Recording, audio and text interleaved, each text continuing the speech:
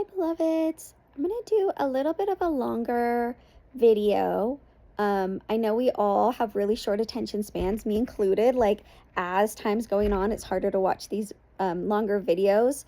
So, if you're in a space where a longer video doesn't feel great, then maybe save it for later and come back.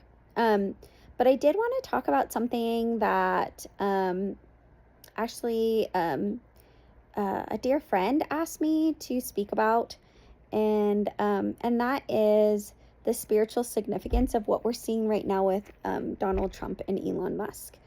And um, I know a lot of people aren't political, but I feel like for me that the political space is a way for me to see the bigger picture of what's happening for me in an internal space. Like, I feel like um, there's like lessons out in the world that can be applied to the ways that I move in this world too. And so I like to pay attention to those things. Like, I try not to get too like activated by it, but there are definitely ways that we can look and see what's happening in the bigger picture of things, and apply them to our own lives and our own experiences, and maybe there's places that are tender and that need extra healing, and those outside events help us find those places within ourselves. So if you are not interested in political stuff and you're not interested in this, I totally understand. There'll be other videos, but since it was requested and I feel like it's really salient to us right now, like I think a lot of people are really wondering like what's happening. um Stay. Again, this can be a little bit longer because it's hard to explain these things in short videos. So bear with me if you can, and I'm gonna just kind of go into it. So we're at this really interesting time collectively where we're ending a cycle. Some people like to call it the Kali Yuga, which is like we've been in this like 2,000 year cycle that um, was a way for us to really explore um, basically power systems, like the ways that we oppress others, the way we oppress ourselves, the way we allow ourselves to be oppressed. And it's just this time where collectively we got to explore some of the denser aspects of being human. And it hasn't been fun in a lot of ways, but there's been so much growth. And not that I would ever want to relive some of the more difficult times in my life. I find that I learn a lot during those times, and they're filled with so many little gems that about myself and about the world around me, and I'm grateful to have learned those lessons. Um, I might not want to do it again, like if I'm honest, but they're wonderful ways. So if we think about this cycle of 2,000 years, like it's been a time that's been intense and not as fun, but we've learned a lot as a whole. So keeping that in mind, like I feel like we're ending that cycle of these denser learning experiences, and we're being invited to come into an easier way of being. And we can't do that until we see the ways that we're still caught in oppressive cycles and power systems and power dynamics, and what are the ways that we're giving away our power. What are the ways that maybe we are not or we're trying to control the free will of others. Like, it's really this interesting dynamic, and we've really had to go deep within to figure those out, and like um untangle the ways that we again like um show up in the world in our power, and the ways that we are limiting the ways that we are in our own power. So right now, like collectively between Trump and Elon Musk, they have been a great representation for us to look at about how power plays out on the larger stage, right? Like we have Elon Musk, who is the richest man alive, who doesn't do any charity events, and I would consider pretty greedy, and doesn't see the bigger picture, um, and really focused on what feeds him, what makes him happy, what he wants to do. and hoping everyone goes along with it. Then we have Trump, who isn't as wealthy, but is very charismatic and is able to make people feel seen in a way maybe they don't really feel seen, or make people feel like that he's on their team, whether or not that's true or not. He gets people, he touches the part of people that have been hurting for a long time, and motivates them to follow what his goals are. I would say, like, again, I think that if he wasn't so wounded, like, he could have been a wonderful leader. You know, he is charismatic. He does get people motivated. He gets people to act, and he's a I don't know. He's a con man. You know, he'll tell people whatever you want to hear so that he can get influence, and he never intends to do any of the things that he necessarily says that he's going to do, like, particularly for the people.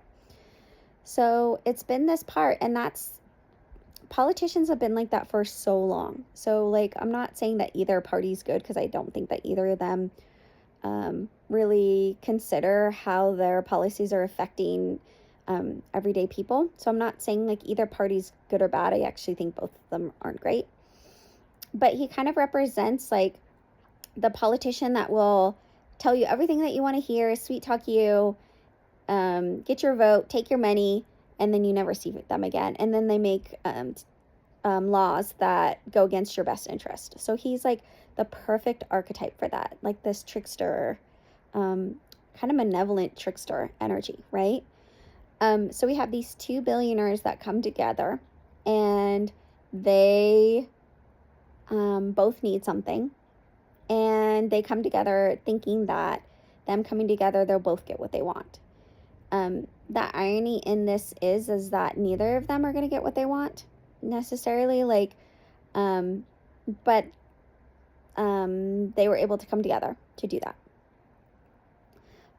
Things have been going good because they both think that they're going to get what they want, and so they work together, even though they may disagree on how to get there. They're working together to get to a specific goal, and they think that they're both going to get what they want. And again, that's not the case.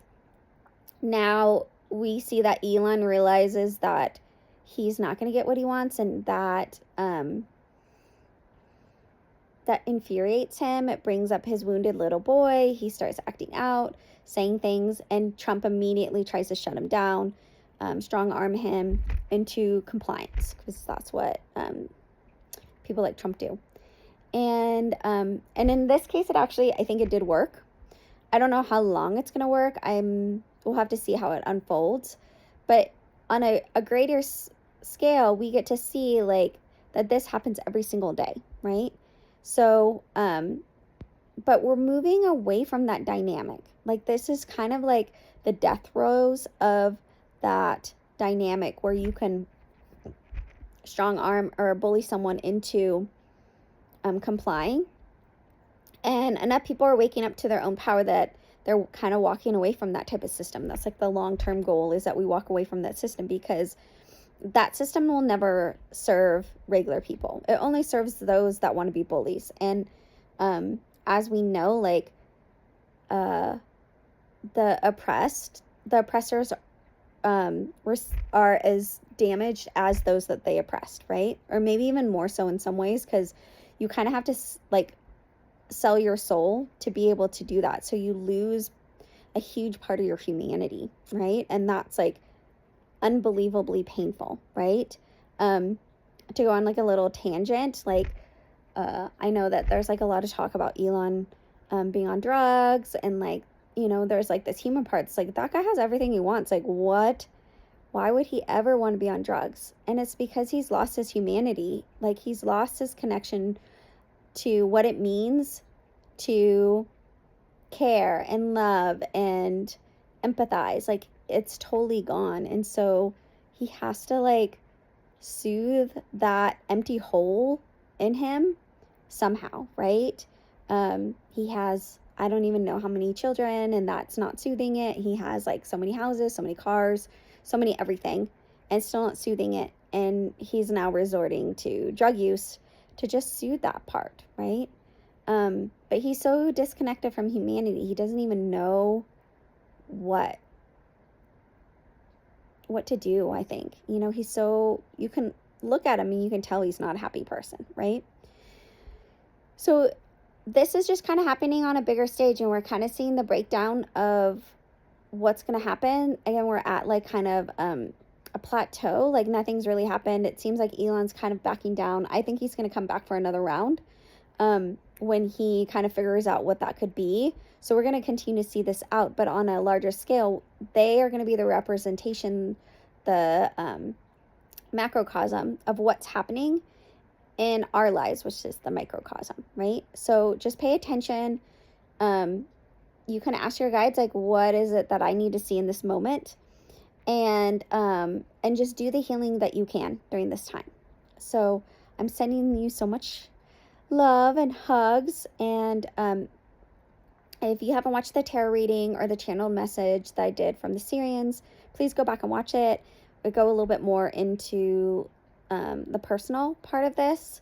But again, this is a week to just be super self-compassionate.